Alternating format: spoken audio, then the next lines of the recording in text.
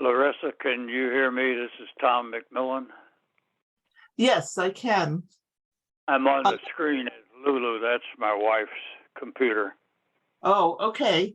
So can you turn on the video? Because we are going to be showing maps and that kind of thing to kind of go through some. Well, I have on my screen, I just had your picture. It's gone to something else now, so I assume I have the video. Okay, we just can't see you. Okay. That's right. I do not have a camera, so you will not be seeing. All right, that's good. Good to know.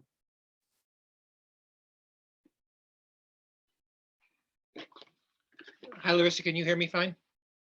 Yes. Okay.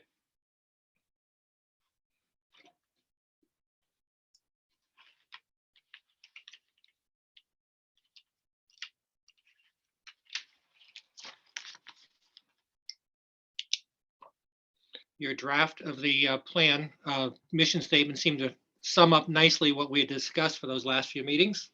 Good. I'm glad you think so. Great.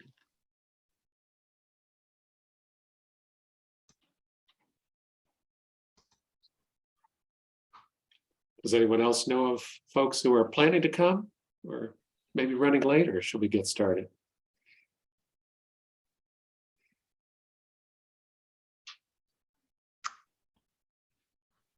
I did get one email from someone saying that she wanted to come, but she has the flu. So I wonder if that's going around and keeping people at home. At home, but not in front of the computer. Well, not even well enough to watch on their computer. Yeah. There's nothing that'll help you rest like a planning meeting. Well, we hope it'll be more exciting than that. Yes. Shall we give like another few minutes? Because I mean, if it was an in-person meeting, we know that people would still be trickling in a little later. So let's hope we get some more participation. 1 minute. Okay.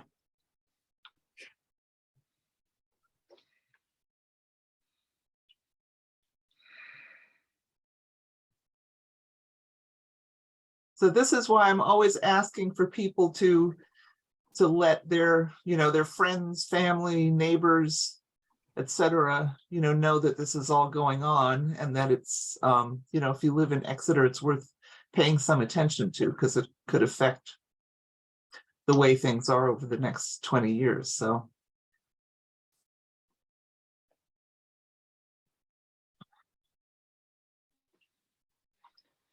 Oh, one more.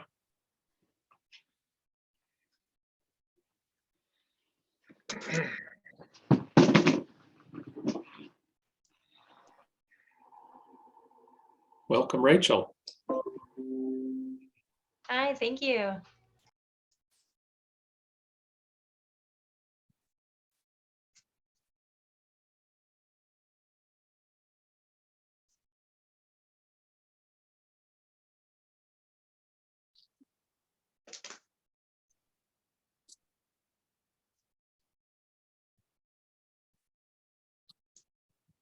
So who is named iPad?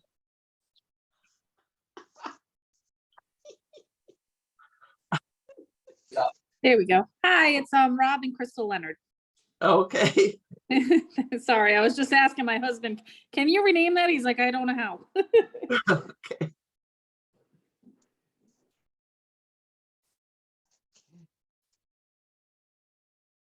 Right.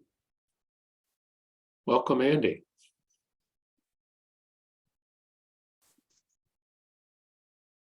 So, and we have one person who's just a phone number ending in 979. Who is that? That's Tom. Oh, okay. That's Tom, who's watching on Lulu's computer. I see. Yeah. Okay, I get it. I didn't realize that they're connected. Okay. Rachel's doing a little multitasking. That's good. Hi. Milo, can you say hi? Hi. How are you?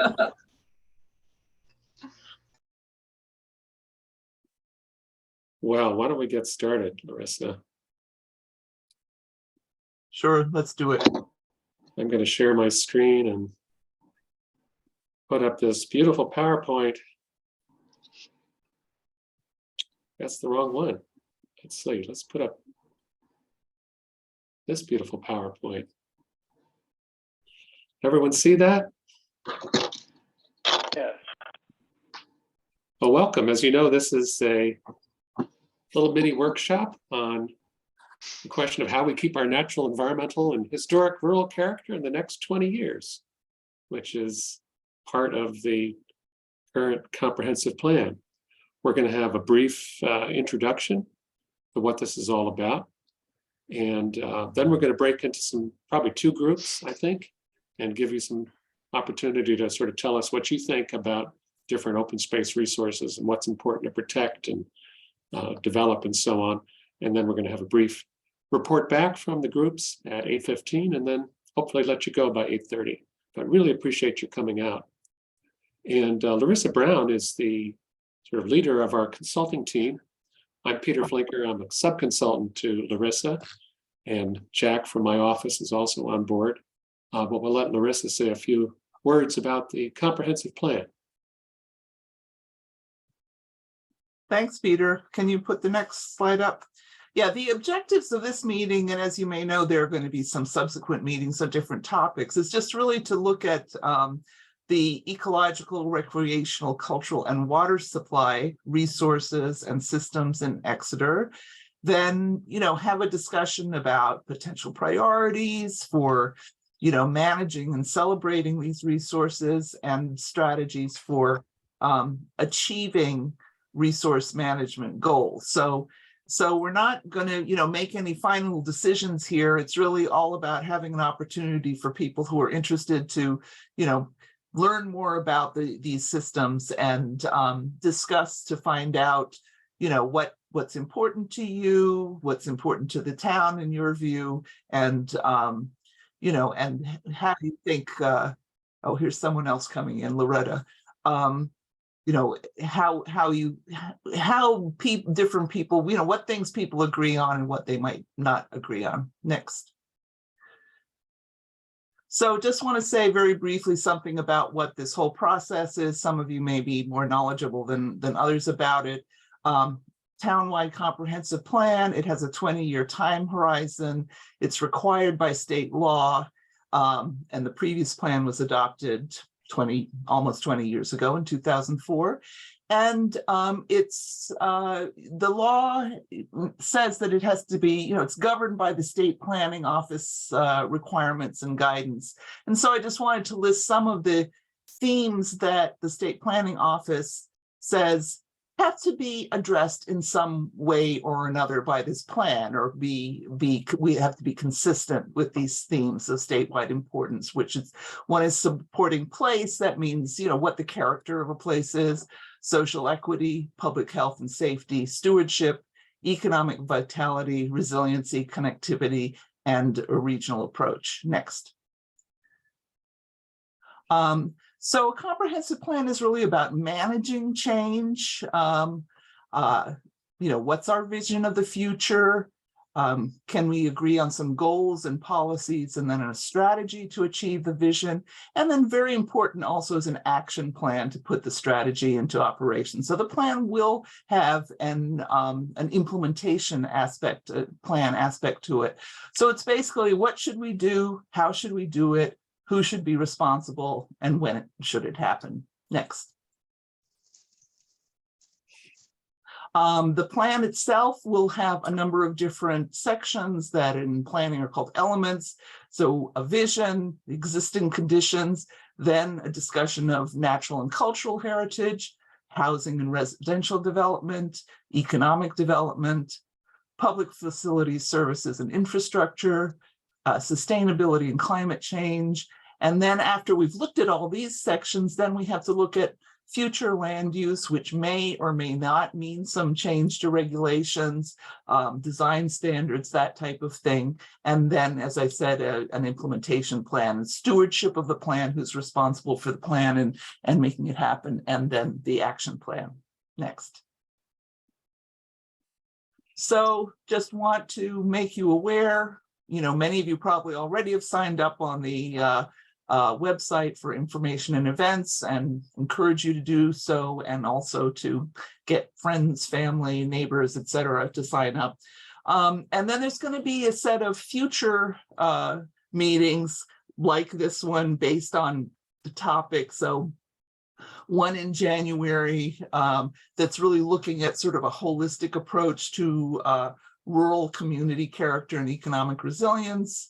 In February, a meeting on housing and residential development. One of the things that is happening in the state of Rhode Island. The legislature has been looking at what's really a housing crisis in Rhode Island, and talking about making some changes. So what does that mean for Exeter, and what should the Exeter plans be about in terms of housing?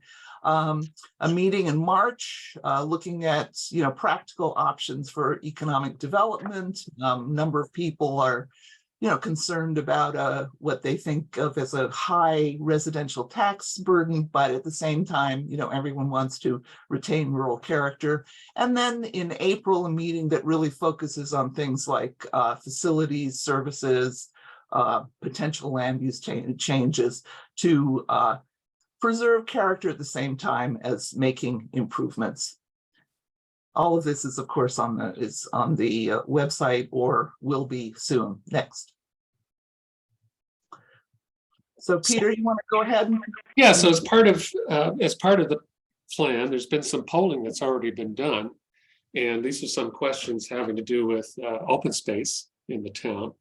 And the way these questions work is people list, words, like one-word answers, and then the computer takes those, and the larger the word and more often people use it, the bigger it is on the screen here. So what do residents like most about living in Exeter? Rural comes up very frequently. So one of the questions is, what does rural mean? Peaceful, farms and forests, open space, nature, low density, small town, safe. And then you see all the other words there: good schools, beautiful place, low taxes, small government, etc. And then another question, what needs to be preserved in the future? So farms, forests, open space, rural, good schools, no police, limited commerce, low density, and so on. So I think a lot of this sort of revolves around, what is rural character, both in terms of the sort of visual character, but I think also the sort of cultural character of the community. And it's part of what we want to talk about tonight, but we're really going to focus on the landscape, what needs to be preserved and celebrated in the landscape in order to maintain this rural character for the future. Another question talked about, what is the top priority for town improvements? And one of the number one things was trails and paths and routes for safe hiking and walking and biking. There's, of course, extraordinary wealth of trails in the state conservation areas and some of the other nonprofit areas. And then there's a lot of places along the major roads where there are not even sidewalks, much less good trail connections. So that's another thing we want to talk about tonight, is how important to you is being able to get places around Exeter without having to take a car. So we're going to show you a series of maps for the next 20 minutes or so, and then break into groups and sort of talk in more detail about your priorities. But we wanted to start by just sort of giving you an overview of the maps that we've created as part of the plan already. And I'm going to go pretty quickly, and you won't be able to study them very long. But all of these are available on the website for the comprehensive plan, which you can reach through the town's website. So this is just an aerial photograph from last year with an overlay of parcels, the parcel boundaries and the road names and so on. But as you know, vast majority of Exeter is very heavily wooded. There is, and so when you find the farmland as you're driving down, when you see those views, it's a really special thing. And so that contrast between the dense woods and the beautiful wooded roads and the beautiful farmland is really a big part of what makes Exeter special. If you look at what's protected, as you know, there's, the majority of Western Exeter is already protected as part of the state conservation areas, Arcadia Sanctuary and so on. And then a good deal along the eastern part is protected along the Queen River by Audubon Society of Rhode Island, the Nature Conservancy, and several other public and private agencies. And in fact, the state protected land amounts to 27% of the land in Exeter, and another 9% are nonprofits. And then there's this program called Farm, Forest, and Open Space, which doesn't protect land per se, but it provides a tax incentive, as you probably know, for people to keep their land in open space. So if they dedicate it to open space, they're allowed reduction in taxes. So if we look in the sort of first category we want to look at is ecological resources. And this is basically the world without people. So it's a world that would probably do better without people. We often live together with wildlife and we enjoy going to look at nature. And this is kind of an attempt to say, what is the most important area for the natural ecology of Exeter? And it has several overlays, as you see. One is the natural heritage programs, identification of important habitat. And then there's this other interesting classification we're using called the ecological land units, which was done first by Nature Conservancy, and then it's been updated by the state of Rhode Island. And I'll talk a little bit more about how those work. So Natural Heritage Program, this is part of the sort of natural or the national program dating back to the 1970s, which requires every state to have a program to protect rare and endangered species. And so basically, as you can imagine, and I won't go into too much detail here, it's places that have been where a rare species has been discovered. And there's a list that's maintained by the state. They maintain the sightings, any records of sightings of those rare and endangered species.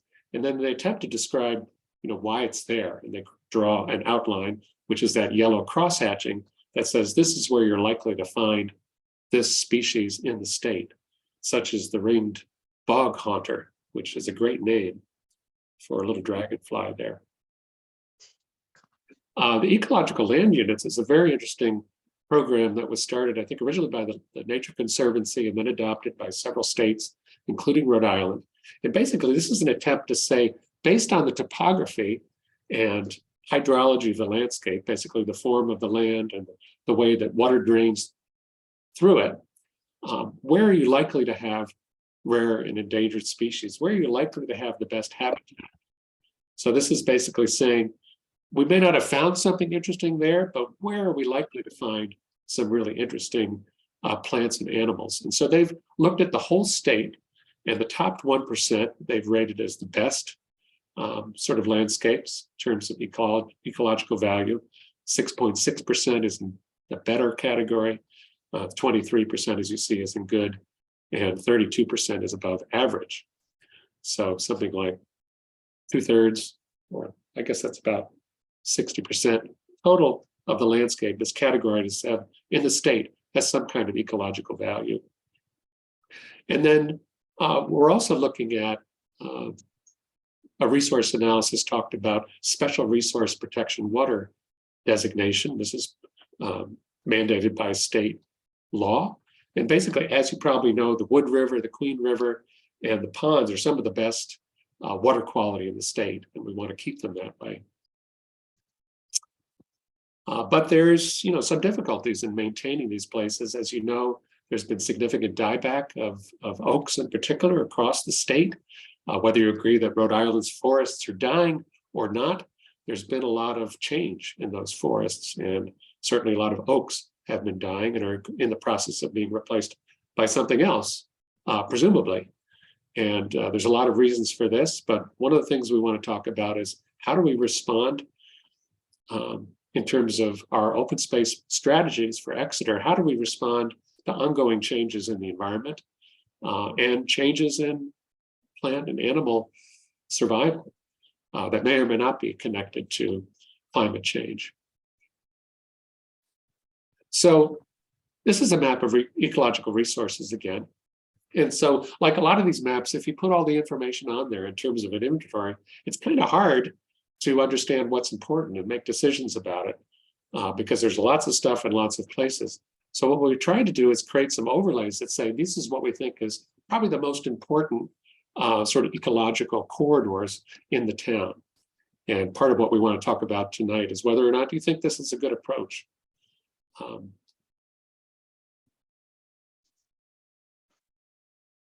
I'm sorry.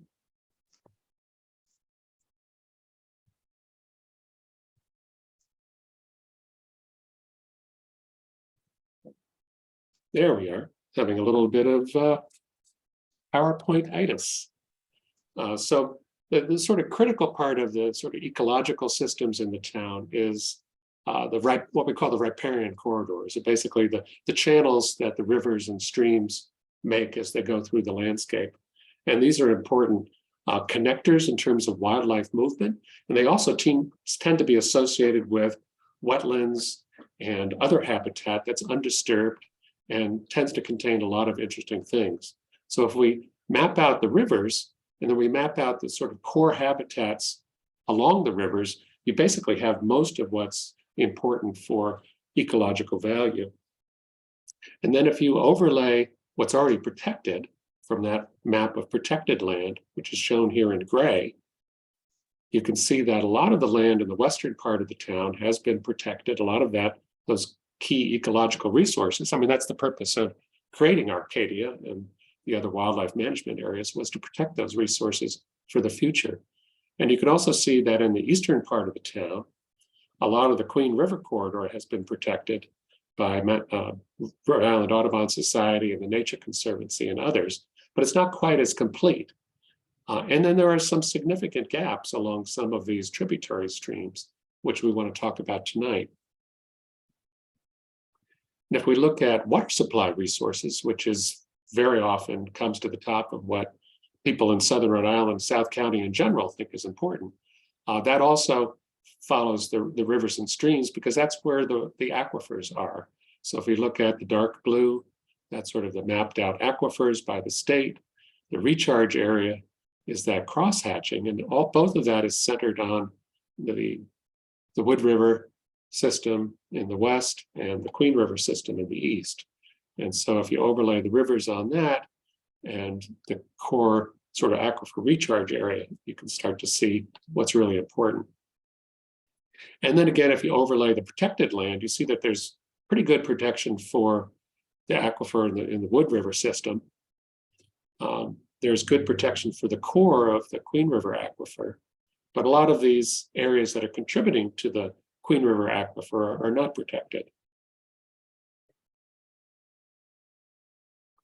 One of the landscape resources that hasn't really been mapped out a lot in the past is what we're called working farm and forest land. There's not a lot of farms in Exeter, but you probably know where most of them are because they're important to the sort of character and quality of life. So the active commercial farms here are shown with the blue outline. You can see the names there called out on the list. And then what's interesting is that there's a lot of prime farmland soil, which is shown in green, and statewide important agricultural soil, which is shown in this yellow tone, which are not being farmed now. And a lot of that, of course, is in the forests, as it should be. But there's quite a bit, particularly in the eastern part of Exeter, which is not necessarily being farmed, but which is still some of the best soils in the state for farming. So one of the questions we want to talk about later is how important is it to set aside some of this land to protect some of these soils for the future? Or do we leave that to the farming community to decide what's best and what's most important? One of the things that you see on here outlined in purple with the crosshatch is the Rhode Island Farm, Forest, and Open Space program parcels. And again, this is something like 30 land in the town. And this does not protect that land per se, but what it does is provides an incentive through a tax credit for landowners who agree to keep it as open space. They have reduced taxes, as shown in the detail here. So instead of paying the typical vacant land rate or excess land tax rate of $2,000 an acre, they're taxed at just $115 an acre. And for farmland, that has to be at least 5 acres in size. For forest and open space properties, at least 10 acres in size. And for forest land, it requires a stewardship plan. So it's a little bit of a quid pro quo. You have reduced taxes, but you have to either maintain the land in agriculture or have a forest stewardship plan. And you can withdraw it after 15 years without a penalty, which presumably before the 15 years, you have to pay your taxes back, the reduction that you had. Otherwise, there's really no level of protection, but it's a nice way of incentivizing people to keep land in its current open space use. So this again is the working farm and forest land. And if you look at what's protected, of course, a lot of that, sort of by definition, as you can imagine, it's not protected because it's being worked by people either as farmland or as open space. But a lot of it is in that farm, forest, and open space tax reduction program. But one of the questions, again, we want to ask you tonight is, how important is it to really try to go beyond that and to try to protect some of this land outright, or to work with farmers and people who own forests to protect them in some way. So we've talked about ecological resources, we've talked about water supply and farmland. One of the things that we're trying to do is also map out in a similar way historic and cultural resources. Now, a lot of you are probably familiar with the old schools and the old town hall and some of the other historic sites in the town. This is really trying to look at the landscape around those places. So not just the historic buildings, but what kind of a landscape used to be part of that, whether it was a village, an old turnpike corridor, like the New London Turnpike, a farm that surrounded a historic farmstead, or any number of things. Really trying to protect not just these individual places, but the larger landscape that they're part of. And so we're familiar with sort of why we should protect historic buildings and cemeteries and so on, because you're not going to get them back if they're lost. But also, different kind of cultural resource might be a place that people enjoy going to, and that's a famous, traditional business in the town. And then there's just this larger rural landscape, again, that connects all of these sort of more recognized historic resources. So you have a wealth of beautiful, rural roads, you have beautiful farms. Some of them aren't being actively farmed, maybe they're just hayed a couple of times a year, but they still really contribute to the visual character of the town. And then you have just the setting that so many of you have said is important in terms of your quality of life in the town, the ability to live next to nature, to live in nature on the edge of a pond or in the forest. And so, again, we want to talk about sort of how do we protect, not just the most important things, but this whole experience of being in Exeter. So again, one of the things we're trying to do is think of this sort of natural and cultural resource system in the way that we think of an ecological system, a natural ecological system, so that we're not just protecting individual sites like these National Historic Register sites and archaeological sites that have been identified, but really thinking about how do we protect the cultural habitat around those sites so that you have the experience not just of that special place, but the landscape around it. And there's a number of places in town that were identified as part of the Rhode Island Scenic Landscape Inventory, mostly roadsides with beautiful farms. We have something called the Heritage Landscapes, which were identified by the South County Green Space Project some years ago. And those are mostly sort of unchanged agricultural landscapes like in Tripp's Corner, or historic road corridors like New London Turnpike as it goes through the woods. Hasn't changed very much. And we also have on here special places that were identified during this was the Exeter village planning process about 15 years ago. And we asked people, what are the places that you care about? That includes, historic sites, but also just ordinary places, natural places that people like to go, and so on. So like the ecological map, we try to then map out sort of what are the corridors that connect these places together. So you have 10 Rod Road, you have the New London Turnpike, and you have a number of other sort of scenic roads that connect the different neighborhoods of the town and link these sort of special places together. And then if you try to draw the boundary around them, you get something that looks like this, which is really a map of what I would call heritage landscapes, right? So if these are the places that, you might take someone if you wanted to show them sort of what, show me rural Exeter. It's probably going to be looking at one of these places. And then if you overlay what's protected with this category of resource, what you discover is that a lot of the protection doesn't look at historic and cultural resources very much. And a lot of this stuff is very much vulnerable to future change. So again, one of the questions tonight is this worth pursuing? And to what extent do we want to protect, not just these historic sites, but the landscape around them, the landscape that connects them and connects you to them. And finally, there's sort of another kind of landscape system we want to talk about, which is recreation, particularly with a focus on getting outdoors, walking, boating, or riding a bike. And of course, there's a lot of existing trails in Arcadia, probably hundreds of miles, including that section of the North-South Trail that traverses Exeter that's shown in blue here.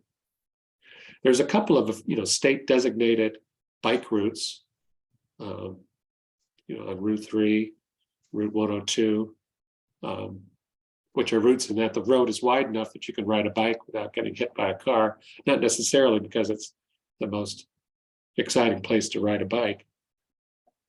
And if you look at what's protected, of course, by definition, a lot of that trail system is in land that's already protected. But what's missing is, again, the connections between those different special places where you do have hiking.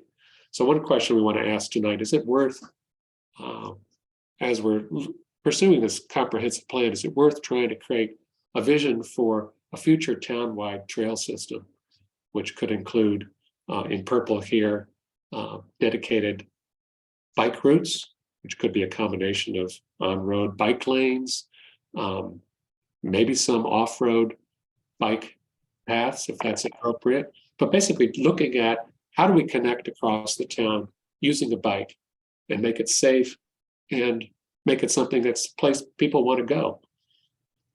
And then doing the same thing with hiking trails, of course, trying to link this wealth of trails in the western part of the town, perhaps through some of the more open land north and south of Penrod Road, to connect to the other open space areas along Queen River, and to connect each neighborhood to this larger town-wide trail system.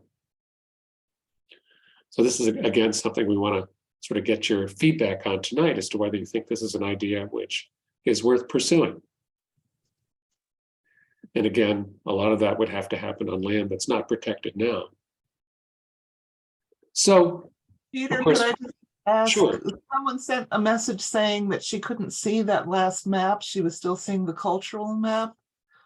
Is everybody able to see this map of recreation and trails? It might be a connectivity problem in that person's machine. Are others seeing the? I'm seeing nodding. Yes. Yep. Seeing nodding. Oh, okay. All right. Yeah. Okay. Well, Rachel, maybe we'll figure out, when we're in the breakout groups, we'll have all these maps again. So hopefully you'll be able to see it then. Yeah, sorry about that.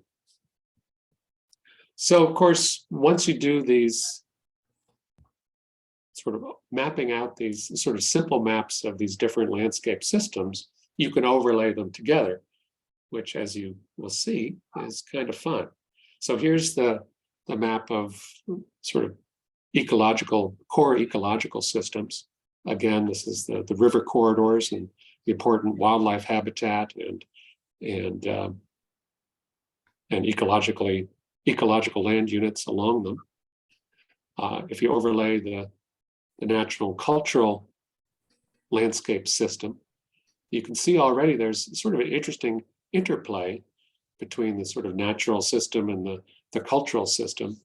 Some of that is like, as you're going down, this is 10 Rod Road, as you know, you have this experience of going through a settled area, and then you cross a wild place, then more settled area, and another wild place, sort of. So you have this, one of the great things about the rural landscape is that it's not all the same, right? When we talk about problems of, we talk about the problems of suburbanization, one of the problems is it turns everything equal. And one of the special things about a rural landscape is that it's very interesting, because as you go through it, you're seeing this variety of different landscape types. And this map sort of shows you why. And then if you overlay the recreational opportunities, in addition to being a very pretty kind of Hawaiian shirt, you start to see that there's a connection in some of these places with multiple resource systems happening in the same place. And so one question is, what do we do with that?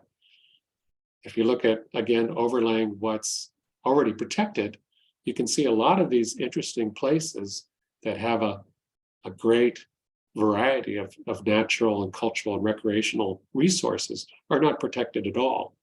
So this is one way that we want to talk to you about tonight, of sort of setting priorities for identifying areas that are worth not just protection in the future, but also sort of celebration through interpretation and historic hikes or scenic hikes or special studies of some kind. So it's not just about protection, it's about looking at these landscapes and thinking, how do we make this better in the future? How do we protect what's could be lost and build on that? So Woody Hill is kind of the hole in the donut in Western Exeter. There's this interesting area, which is kind of the headwaters of the Beaver River in the south and the Patuxent River in the north, but it really creates an interesting conglomeration of different resources there. There's the Lock Brook or Tripp's Corner sort of focus area that's possible. There's the Fisherville sort of tributary stream, as well as Fisherville, the historic village, are in that area.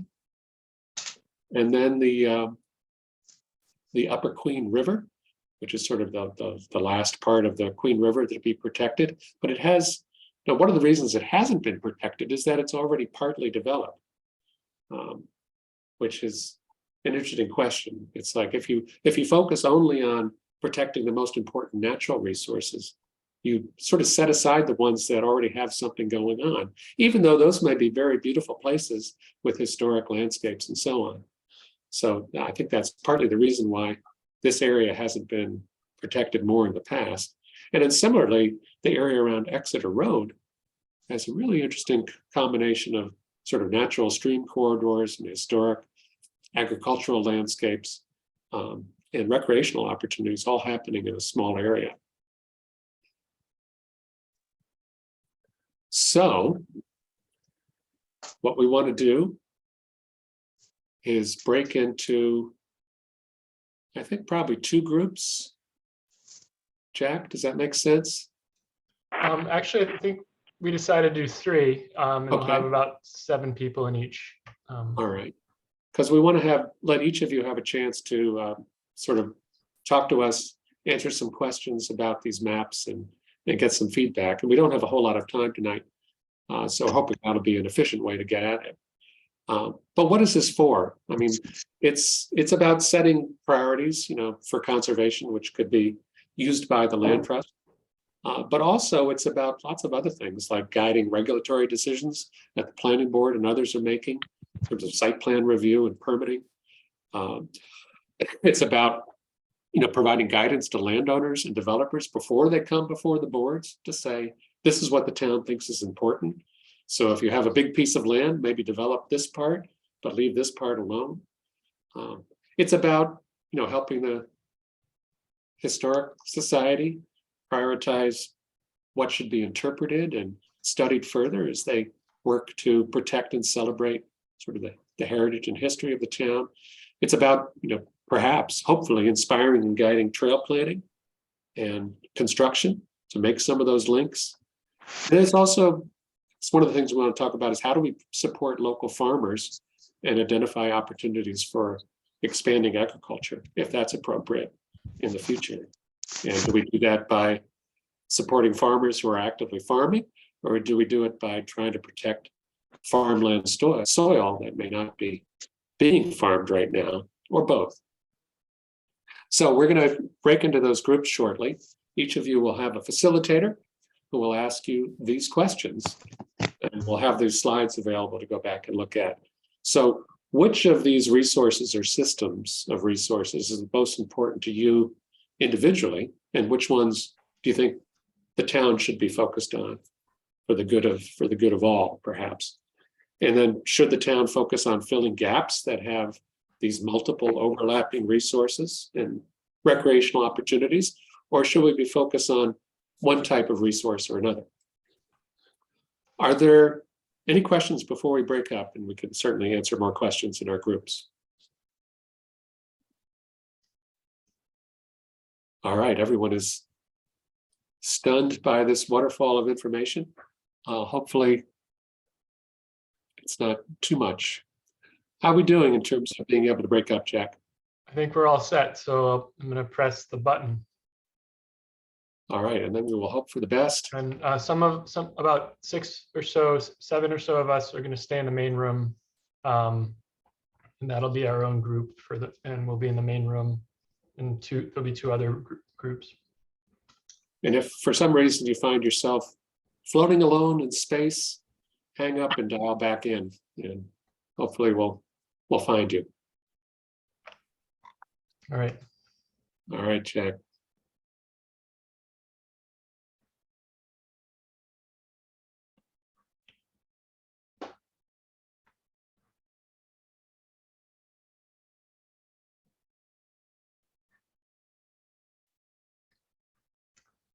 All right. Hello, everybody. Welcome, and we're joined.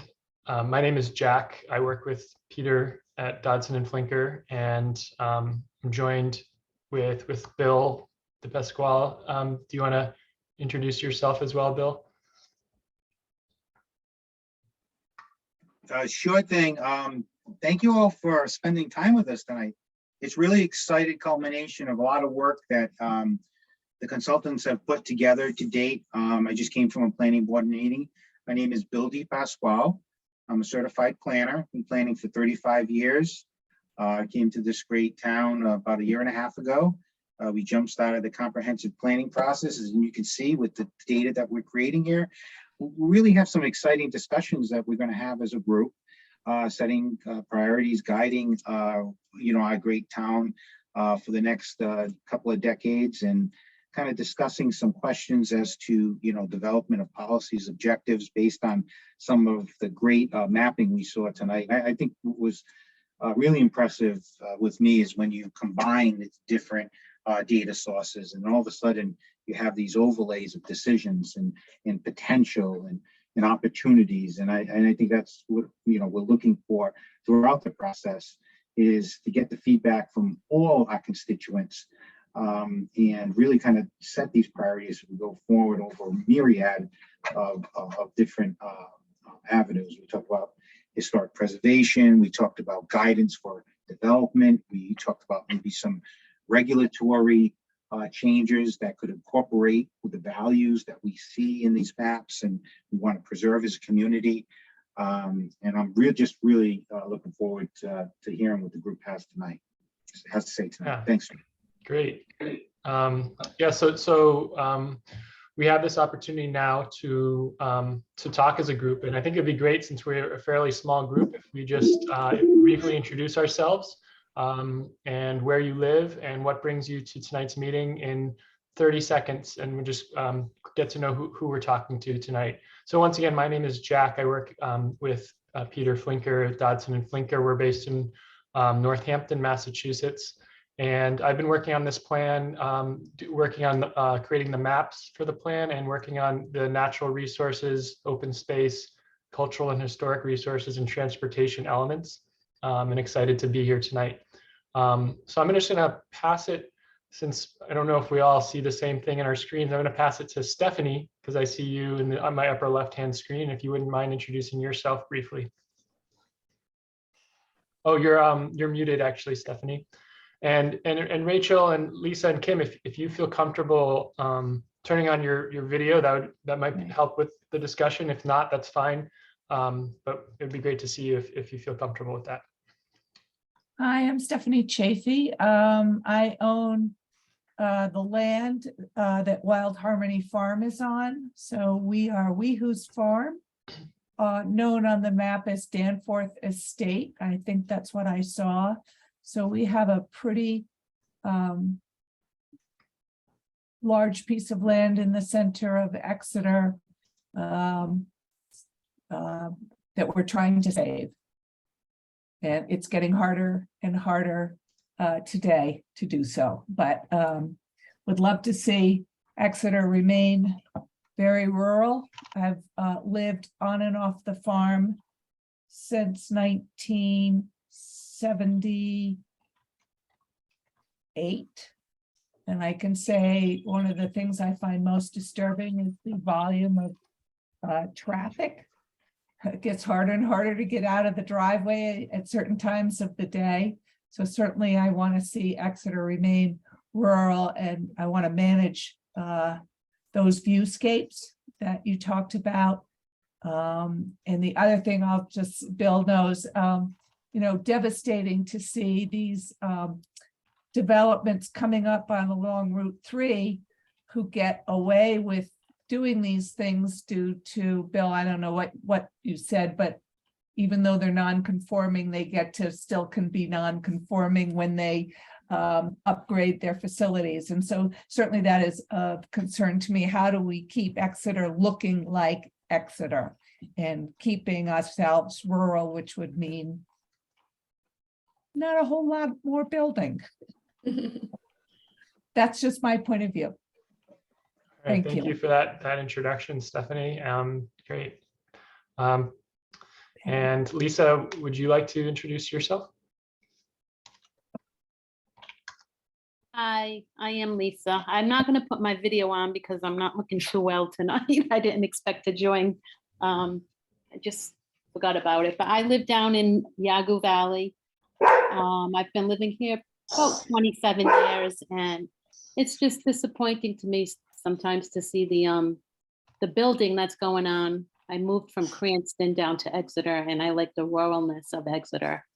So I'm really just looking to observe tonight and see what everyone else is thinking and what they're having to offer. So I might not have too much to contribute, but I am interested in hearing what else is going on with everybody else and seeing what their thoughts are. Great, thank you, Lisa. Okay. And welcome. Thank you. Kim? Hi. I live out at Beach Pond. I will undoubtedly be the only person here who thinks that we have an abundance of restricted land. All that shit is covered. And I am more concerned about, I'm less concerned with, I've already got mine, sucks to be you, and more concerned about where are my kids supposed to live? Where are my grandkids supposed to live? People can't afford to buy anything anymore. We don't have any rental, anything really.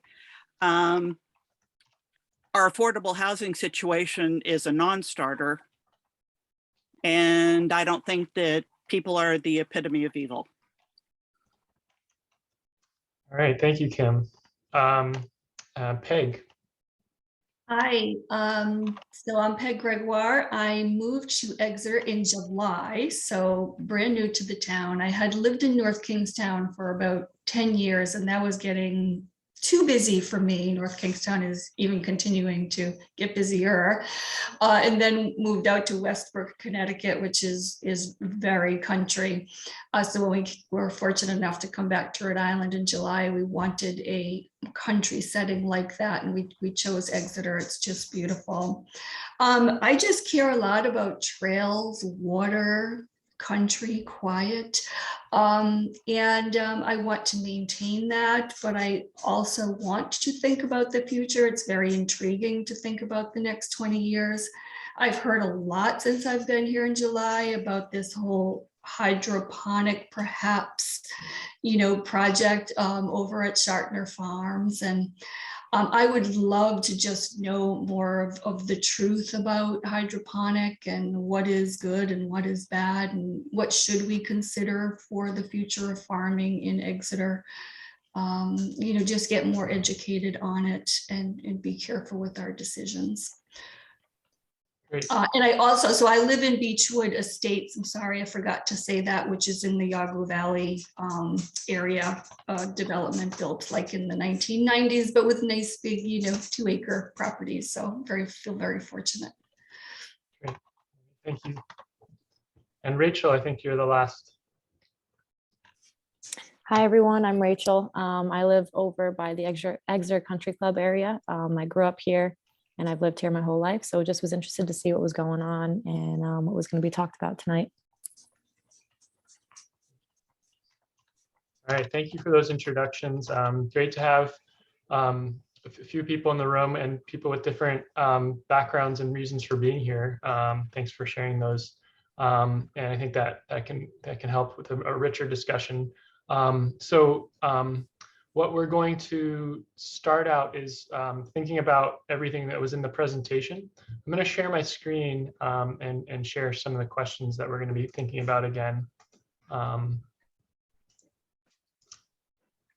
Let's see. Okay.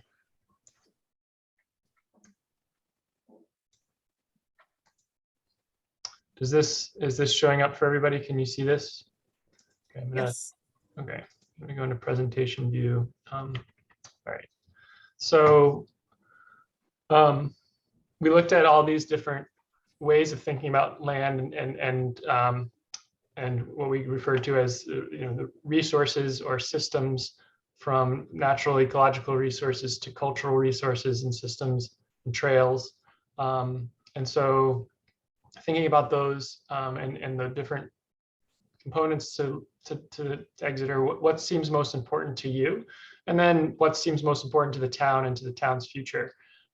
We've just spoke a little bit to that, but that's really helpful, and I think it'd be great to, anything else that you want to say about that. And I just want to mention that we did hear different, just in your introductions, we heard different perspectives on both wanting to protect some of the quiet rural nature, also wanting a need for more affordable housing and having that be a possibility as well. And I don't think those things are necessarily in conflict with each other. I think there's definitely ways to do that, and that's part of what this process is about, is figuring out what is important to everybody and what are the trade-offs and how to achieve those things. So just keeping in mind that we're here to listen to each other, and we may have different views and perspectives, but that's all helpful for the process. So I'm gonna try to take notes and do my best to represent, oops, I may need to actually exit this view in order to take notes, but try to represent what you're saying is best when we report back. And the other thing is, I do have the maps that we looked at. So if we want to speak specifically to anything that came up in the presentation, we have that tool to look back at some of these maps. So I think we'll just do taking turns, sharing the air. If anyone wants to speak first, what seems most important to you of these resources and systems that we talked about? It'd be great to hear from you. I'll start and say I'm mostly concerned about water, Jack. When I took over the property, I had a true artesian well that pumped over 300 gallons a minute of water. And it's not clear to me why my wells are now kicking in a lot of matter. So I worry about our water. Water is going to become the next 100 years challenge. And Exeter is a wealth of water. We have it everywhere. But yet I'm a little concerned that we need to pay attention to it for everybody in Exeter, because I think most people are on their own wells. I worry about the wells getting contaminated for various reasons. So to me, I think ensuring that we maintain a healthy water supply is just like the #1 critical thing that we can do in the town. And all other sort of thought processes can develop from there. But I think with the west drying up, the southwest drying up over the next 50 years, people are going to move where there's water because you can't live without it. So to me, it's really important that we pay attention to how our water is being stressed as we go forward. Great, thank you, Stephanie. And when you were mentioning your wells, could you be more specific about what you were noticing that changed? So we have 2 wells on the property with a bypass valve, and my dad used to do yearly water monitoring, and one well was very acidic and one well was very alkaline. And the one well that was really acidic, we don't use very much anymore. And the one that's more alkaline, which was our true artesian well, now requires me to change the filter every month in the house to take the elements, the minerals, the copper, the dirt, the I don't know what you call it, but I just call it grime.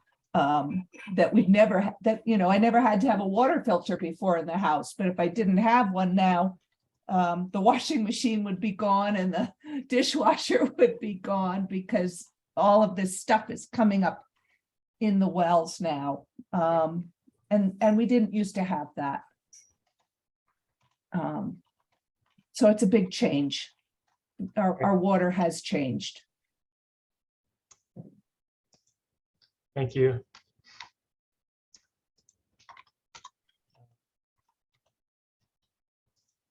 Anyone else like to chime in?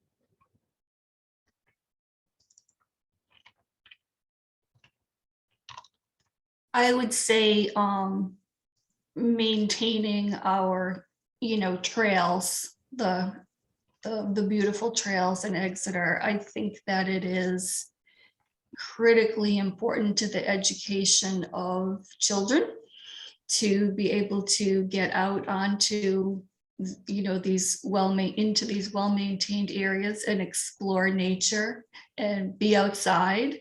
And just learn more about the climate and the environment.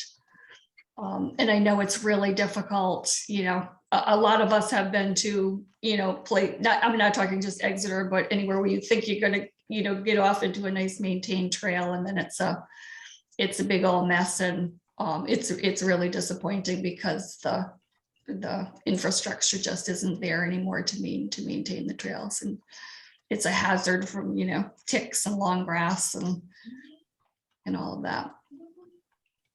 And Arcadia is so beautiful. I just enjoy it so much and hope that we can continue to maintain that. May I ask, it looks like the majority of our trail systems are controlled by the state. Do we even have any influence over that? Is this something we can do, or is this something we have to go through the state for? Good question. Yeah, I think you're right about Arcadia. That's state maintained land and trails. Whether there's opportunity for locally maintained trails in Arcadia is a good question. But there are also locally maintained areas like along the Queen River. A lot of that land is maintained by the Audubon Society or the Nature Conservancy, which also collaborates with local towns. And then there's some privately owned conservation land, and then there's always opportunity for trails outside of explicit conservation land, if with an easement or something like that. But Bill, do you have any other thing to add to that? Oh, yes. Thank you. I think you said it well. I think the question is well founded. We won't, we as a town, if we enhance, say, trail connectivity, we invested in some funding. There is grant trail funding available through DEM in their open space grants and their recreation rounds. So as we move through the process of the comprehensive planning, we'll be asking that the resources that are obviously limited in the town be pinpointed to certain activities, certain preservation efforts. We heard tonight from Stephanie Chafee that water quality and quantity is an issue, which could be directly related to land use, but also could be directly related to the desire of the town to purchase properties that may be over a GA aquifer, or to fund trail at 50-50 opportunities so that the town purchases the trail and then would be required to maintain that.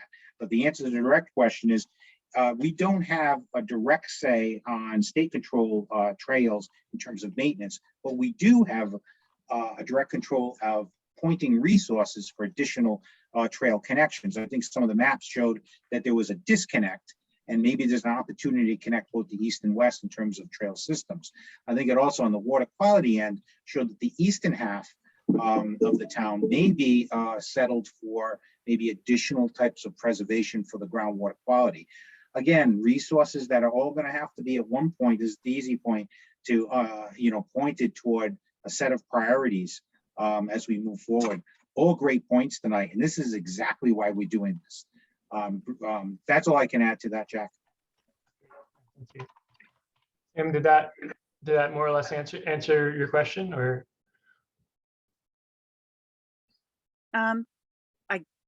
No. Don't worry about that. It's yeah, okay.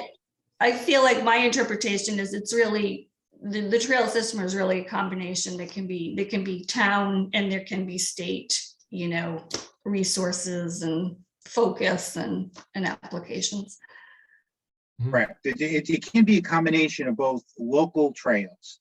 So the answer to the question of the trails that are located within properties controlled by DEM, the maintenance is strictly controlled by them, not Exeter. So if they're deplorable, that would be something we'd have to petition to the annual budget for the state to improve those trails. If we want to augment the trails with connectivity with our own trails, then that would become the town's trails, and we would be required to include the maintenance on those trails. And we saw in that survey that trails and the interest in maintaining trails or even creating new trails was very high in some of the survey respondents. So it's something obviously we're going to speak to as part of the comp plan. Well, I can say that out in Arcadia, the damage that I've seen on our trails is a direct result of motorcycles that go off-road. I can't think of the name of them right now. They tear the trails up, something awful. To where we've got giant boulders sticking out and everything from them disturbing the dirt so badly. Although in the last, say, 3 or 4 years, I have not seen a lot of them. I don't know if it's because, the plague or whatever, but that's where the damage has been coming from. It isn't from people walking through or even the horses coming through or mountain bikes going through. I see very little impact of those people coming through. Okay, yeah, good to note that. As happens, our time is moving quickly. We only have 5 or 10 minutes left. So want to keep making sure we're moving through all the things we hope to talk about. So are there any other resources or systems that we haven't mentioned we want to mention? I mean, I think we did touch on some of this in your introductions, but anything else we want to add right now? I want to pay attention to traffic patterns. I want to make sure that as we go forward, we're aware of the demands on our roads. Okay, great. And that actually would be a separate conversation, somewhat separate conversation, and because transportation as a whole is another topic that will definitely be addressed. Yeah. Thank you. Any chance I could get my beach back over at Beach Pond? I know it's still marked beach, but they threw boulders on there and you're not allowed to swim anymore. There is nowhere to swim in Exeter. I can't take my kids or grandkids anyplace. Wow. Okay. That's the state problem, though. They Mhm. decided to defund it. So Beach Pond is a state pond? Yeah, Yes. the state controls access to it. We used to be able to go swimming there. They threw boulders on the beach. They tore down the changing places and bathrooms, and they actually come out there and stop you from going in the water. Now it's just for boats. Right. Great. Well, That's not good. Which if you're poor, you don't have a boat. That's me. I did used to get to go swimming though. so yeah, that fits into recreational assets and the same category as trails to some extent. Like where are things for people to do? What kind of access is there to land and what kind of recreational opportunities are there? So It'd be fun to see. We have so many great streams, and you remind me, I think it was you that said that, Peg, that swimming, I used to swim in the streams off of Mail Road. But it would be neat to have areas where small groups of people could cool off and have an enjoyable afternoon along a water menu. Yeah, I got chased off of the Stepping Stone Falls and the little river that comes through over, again, and over in my area. I got chased off by the rangers. You're not actually supposed to go there.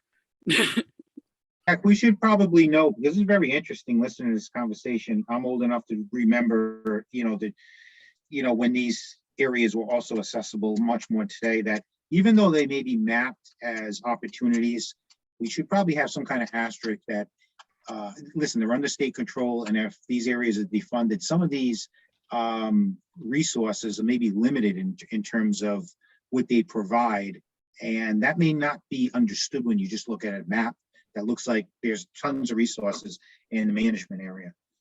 Yeah, that's why I'm not a big fan of letting the state buy more land in Exeter. Every time they do, I lose access to opportunities to go away because they take the land, but then they don't want to do anything with it other than come and tell you they're going to arrest you if you keep swimming in the river or you swim in the lake or. And thank you for adding that, Kim and Bill. Just the point that you were making was about what can you make that point one more time? Sorry. Point is, when we're looking at the resource mapping for whether or not it's waterfront opportunities for streams or beaches and or trails, that some kind of caveat or some kind of note be made that these could be in various stages of, because of the state-run nature of this, ability to actually, go on the trails or seek beach access. That they could be limited just because the lack of funding by the state of Rhode Island. Because I think when you look at that map, you may look at it and say, oh man, ton of opportunities for local folks to go on a trail and gain access to the water. when in fact we heard testimony tonight that says, well, this could be limited because the amount of funding has been removed from the state to actually have these facilities up and running. Right. Okay.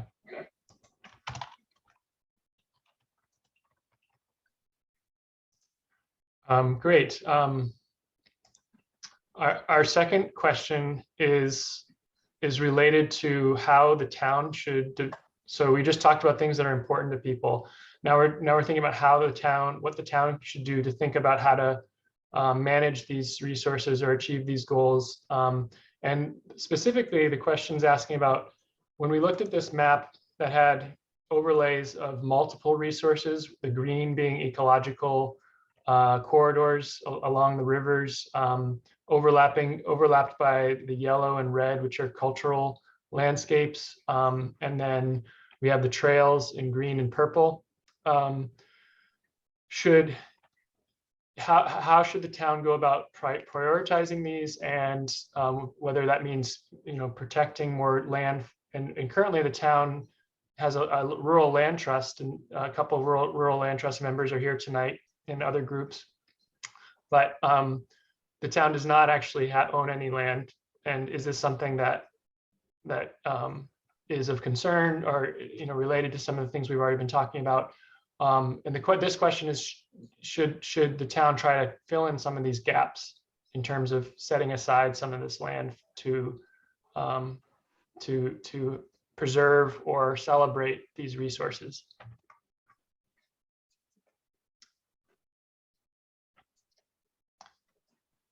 I think it would be wonderful if the town could do that, but I don't think the town has the financial resources to do that, in all honesty. I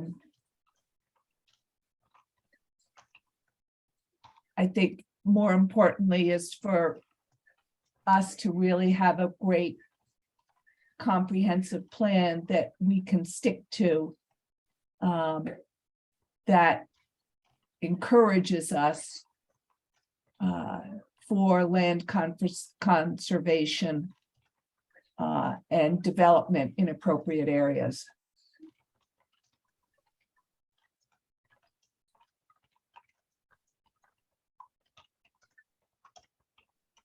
But not necessarily to aggressively seek out more land conservation, is what I'm hearing you say. Well, I'd love to see it. I just don't know that there's a reality there. I'm not, town of Exeter is not a super wealthy town.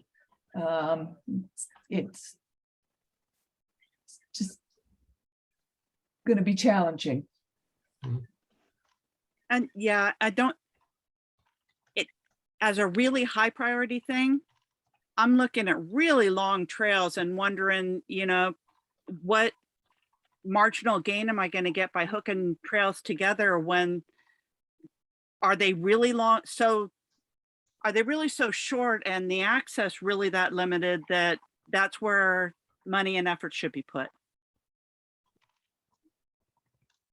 So I think what I'm hearing you say is that Kim there? Yeah. Okay, So go on, sweetie. You're saying maybe it's less important to have more trails, but more important to maintain the ones we do have, or?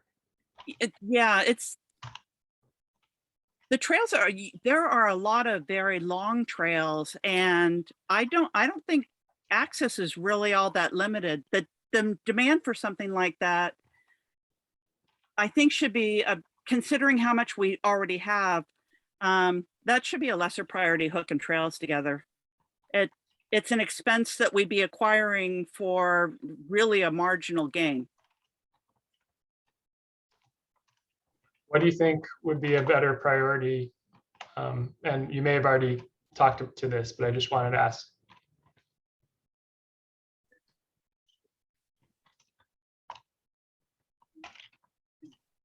I guess I feel like I have plenty of access to a lot of trails, nice little loops in them, varying lengths. I don't think being able to go from one end of town to another is really something that a whole lot of people are going to do. That Exeter's huge. Why is this something anybody even thinks we need? Is there really that big of a demand to go you know, from North Kingstown to Connecticut. What am I going to gain for the amount of money I'm going to have to spend? Jack, could you just to refine that, can we just throw back up the map where we're not just talking about a trail, we talk about opportunities that fall within 4 areas, right? We have natural, trail, and then we have cultural landscapes. I think the idea of the maps is this is the convergence of the 3. So you wouldn't necessarily be picking one, you'd be almost preserving a cadre of cultural heritage sites, natural ecosystems that also could be used to connect trails. And I think that's what you're seeing on the site, on this particular map. And I think in the original thing, that was maybe the thinking we're looking at. Can we do multiple preservation activities and also incorporate some recreational activities because of those preservation techniques? Other preservation techniques without, having funding, would the town, we're regulated by the state of Rhode Island in so many areas, and we're not going to go through them all, including low and moderate income housing. Whether the town likes it or not, there are restrictions and there are, areas in which we have to work. Is there any appetite in the town to preserve certain areas, and in the developed areas maybe get impact fees or development fees that would go specifically to a land trust for preservation of these areas that we feel that may be vulnerable? I think on one of the other slides, we've seen a bunch of agricultural soils on the eastern side of the town that are really vulnerable and not subject to protection. Is that something that's a high priority? Do you want to, protect our farms and the agricultural lands that are underneath it? And so this is where we start getting into the little hard decision making, is to, if we have to have development, can we exact something out of that development so we can preserve a higher priority item? I think Rachel came from North Kingston. We can see in North Kingston, in the 30 years I've been doing it, they've gone from rural to, having Walmarts and Home Depots and everything else. And right on the line, having, some low to moderate housing and mixed use. So we're going to have those land uses in town somehow. But can we do it in a way that's thoughtful and within the comprehensive plan, and really preserves the water, the landscape, and everything else that we all agree is very important? And that's the only thing I would add to it. That's not necessarily just a trail. It's really the confluence of those 4 factors. Mm-hmm. I worry that Route 3 is going to become the next Route 2. Sure. I really worry, and aren't we already seeing it with some of the development? And that's just sort of like the last thing I want to see happen along Route 3. I would love for us to be able to keep it contained and never see a Walmart or a Trader Joe's, or as much as I love them all. I just don't, I don't mind driving someplace else to them. Right. I really worry that Route 3 is going to get, the pressure is going to come. Yeah, I think we only have about 30 seconds. Does anyone want to make another final point?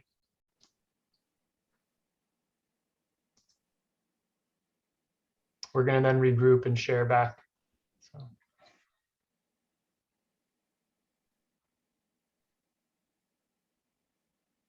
Or respond to anything we were just talking about.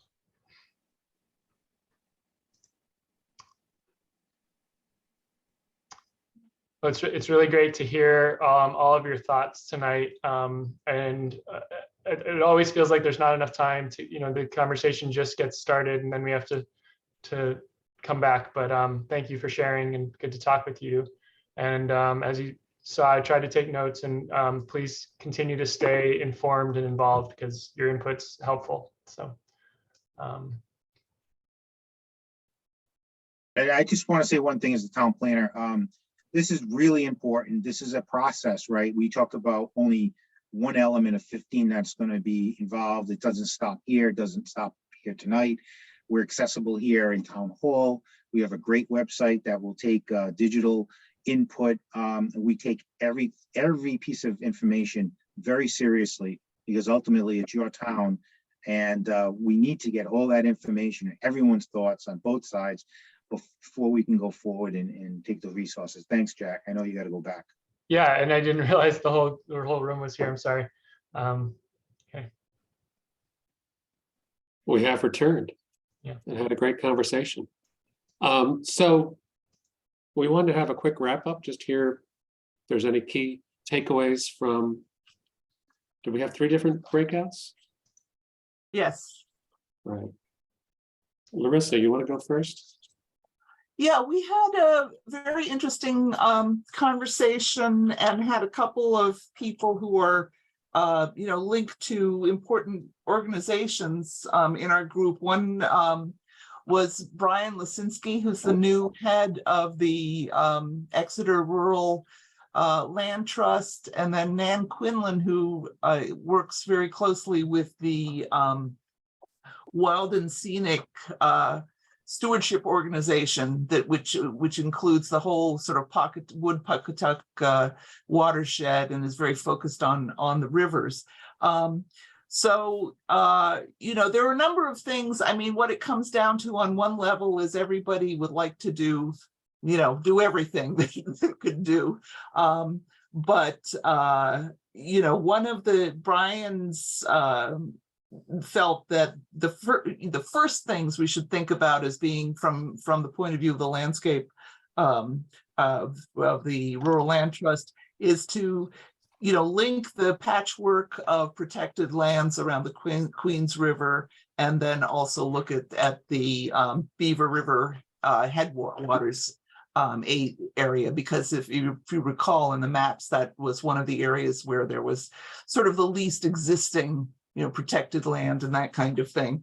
And we talked about, Robert Correa particularly brought up the whole idea of how can we have safe biking opportunities in, and he pointed out that there are many places where it's pretty, it feels pretty dangerous to bike, and so that people go to the South County Bike Trail or to Coventry. So we talked a bit about, how to have at least some kind of routes that are like a designated bike way that have more safety features, and that maybe then connect up with some of these other bike routes.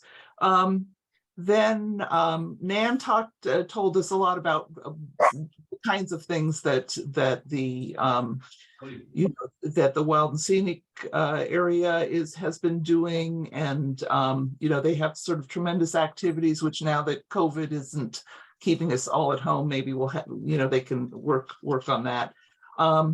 Rachel also taught, because she lives near the Beaver River headwaters and she's an organic gardener, also really said that her first priority really tends to be the environmental issues. But everybody also agreed, to the extent that you can work on projects that have multiple benefits, that's obviously something that can get a lot of support from others. Noah told us from his perspective as a kid in Exeter that that kids need more to keep them busy, and that they would be interested in in addition to having more hiking trails and biking trails, but they would be interested in volunteering on the sort of citizen scientist kinds of projects that many communities have. And that's something that we need to look for a kind of a node or a center of certain kinds of small groups to work on pilot projects, get kids involved. Brian suggested scouting as being a good source of involvement. So we looked at a number of these different issues, and also talked about some specifics about how you can help people have access to rivers for kayaking and that kind of thing. So does anybody in the group want to add anything important that I left out? So you covered it really well. Okay, good.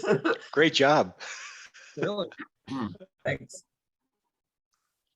All right. Should I go ahead, Peter? Sure. My group, we had five participants plus myself and the town planner, Bill De Pasquale, who's here. And we first, their introductions, everyone talked about where they lived and why they're here. And there's a lot of interest in preserving viewscapes, preserving the rural character that we talked about, and some concern about development or the amount of traffic that is seen on Route 2 or Route 3, and concern what that might mean for the future. But there was also perspective about the need for affordable housing, and that there may be an abundance of protected land, but the town needs to also think about where people can find affordable housing. We also heard a little bit about farms and the interest in farms and new hydroponic farming, which is not a topic we talked very much about. I think the priorities that people came up with about protecting systems was the water supply and private wells, and how if someone had noticed changes in their private well and what that might mean for the future, more minerals and more things coming up in the filter, but that how essential that is to the community and in the future of the community. The other thing we talked a lot about was recreation and specifically trails being maintained appropriately. So that there may be a lot of trails, but they may not all be maintained. There's some concern about if there's trails that aren't maintained, that exposes people to ticks through long grass or hazards. And then the use of dirt bikes tearing up some trails and affecting trails in Arcadia. There is talk about access to recreational opportunities at water bodies, that there weren't many swimming places, but that's something that people highly value, and it'd be great to make sure to have more access to that. So there was a question about whether we needed more trails and connections, or whether to maybe better use of resources to maintain the ones we have. And then there's also some sentiment that maybe the town, it would be difficult right now to preserve more land due to financial constraints, but that should be taken in consideration in the plan and in future development when that comes along, thinking about creative ways to set aside conservation areas with any future development.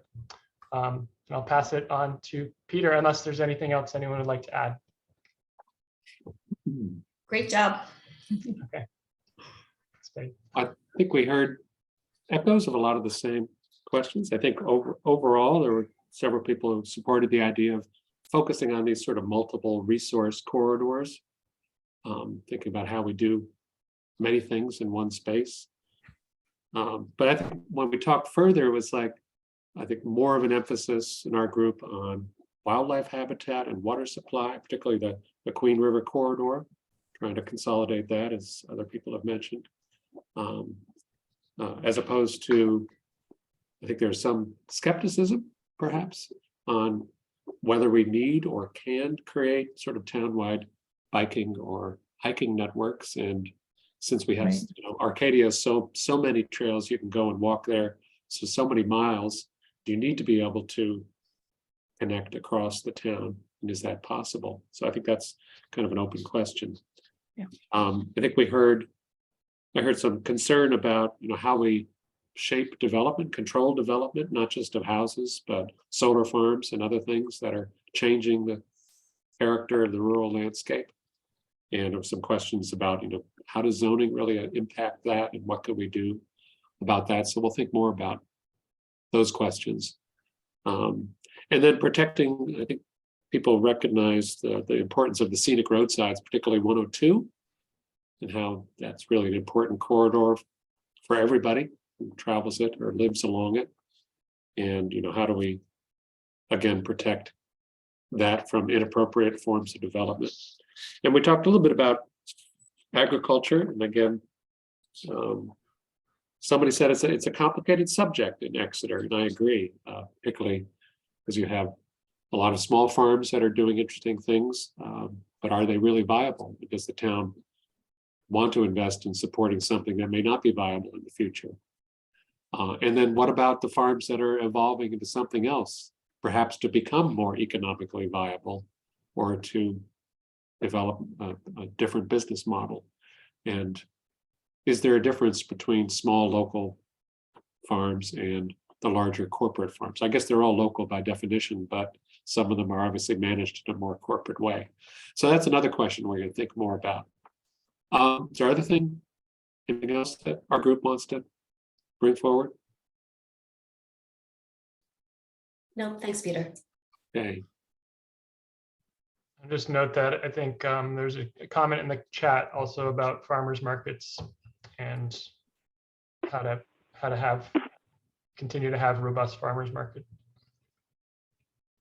Oh, and someone also pointed out the importance of dark skies and keeping that in mind. And of course, to some extent, that's a result of protecting land from development and protecting scenic roads and maintaining traditional farms.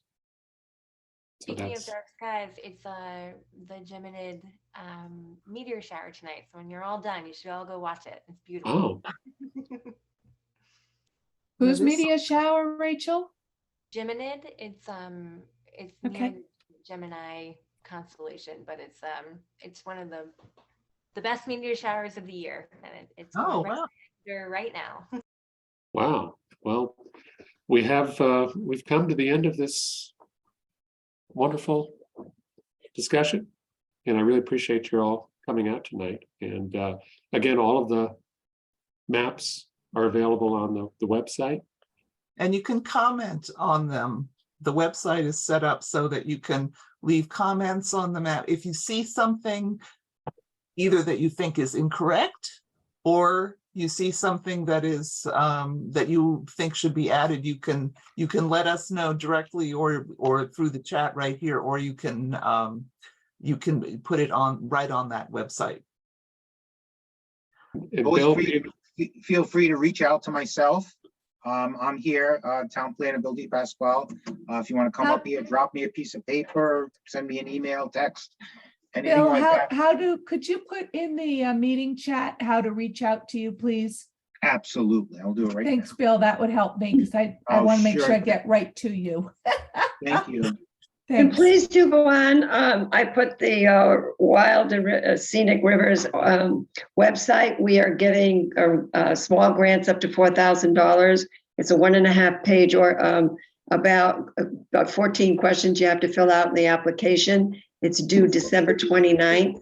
And it's pretty much defined of what we're looking for. Many of those things we looked for tonight. So we're going to do these grants a couple of times a year, maybe more. So just take a look at it. You could go up there and go under grants and see what's there. And there's also, another kind of opportunity that we're beginning to see.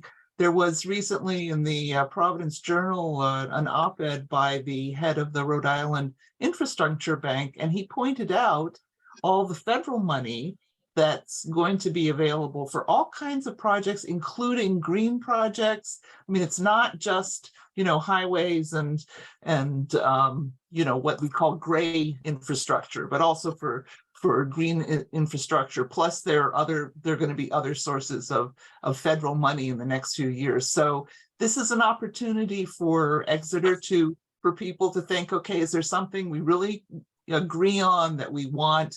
And then the last part of his op-ed, he basically said to towns, get your proposals together and let us know what you're interested in.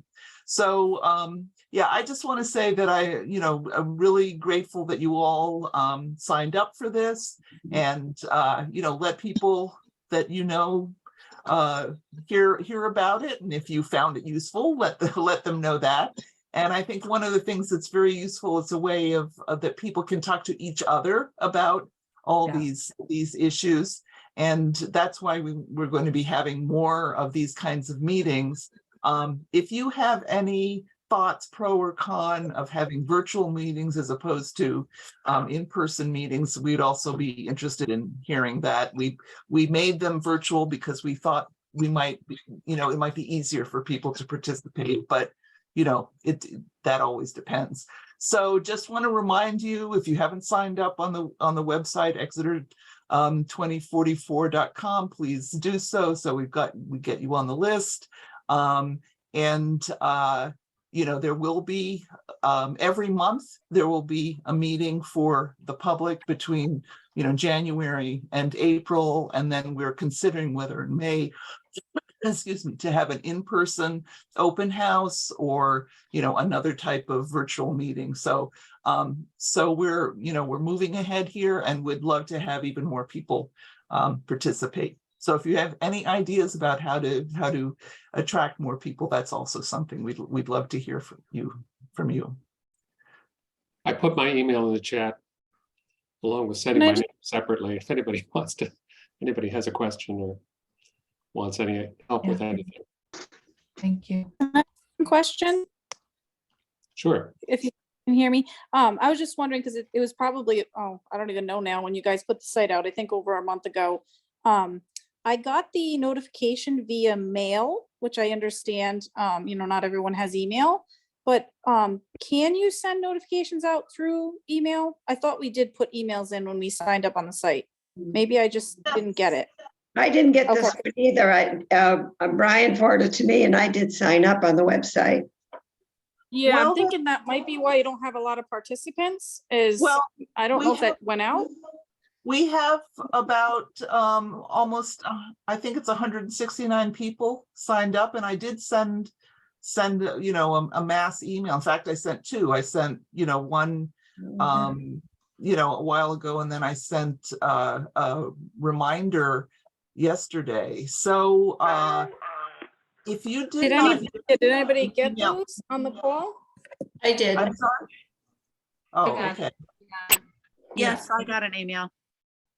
All right, I'll check again, because I was really surprised to just see something in the mail, and unfortunately, I literally got it yesterday. So I'm glad I got on. I will try to double check and make sure I get those emails. And I'll try to check with my neighbors too. The more people we can get involved, the better. Absolutely. Well, I'll put my email address in the chat again so that you have that. And Thank you. Like it closed down. So. Yeah, and one more. The email was from Larissa Brown, so I don't know if people are looking for something like from the town of Exeter as okay. too, and they may not have noticed it. Yeah. Right. Okay. I mean, that's a possibility. Yeah. But and last question on just getting people involved. So I know there's a couple of Facebook pages for Exeter community members. Is it okay if we share when there's a meeting coming up, or is that would we not want that?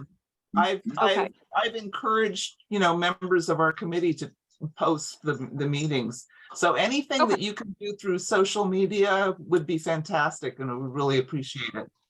So and obviously I would say Exeter residents only, because just picture. Okay, thank you for that. Theoretically, people who own businesses in Exeter could also be invited, but that would be good. So if you did not receive, you thought you were on the list and you didn't receive anything, could you send me an email? Oh, here's the chat again. See, all right. I'll put my email in, and then maybe you could copy Bill as well, just so to make sure that that it doesn't fall through the cracks. Yeah, and it'd be good to check your spam folders before you let Larissa know that you didn't get it. Since it's coming from an unfamiliar email, it may have gone to spam. Yeah. So thank you. Any other comments, questions, suggestions before we end this evening? Any thoughts? Time to go look at those dark skies. That's right. Stars. That's right. Okay. Well, I just want to say thank you to all of you that are doing all this hard work. Thank you so much for doing this for our town. Yes, thank you so much. What a great meeting. So glad I could be Okay. part of it. Good. Well, I'm glad Thank you. you found it valuable. So that's great. Okay, I'm gonna sign off and say goodbye. Thanks, everybody. Good night. I appreciate it. All right. Time for the media show.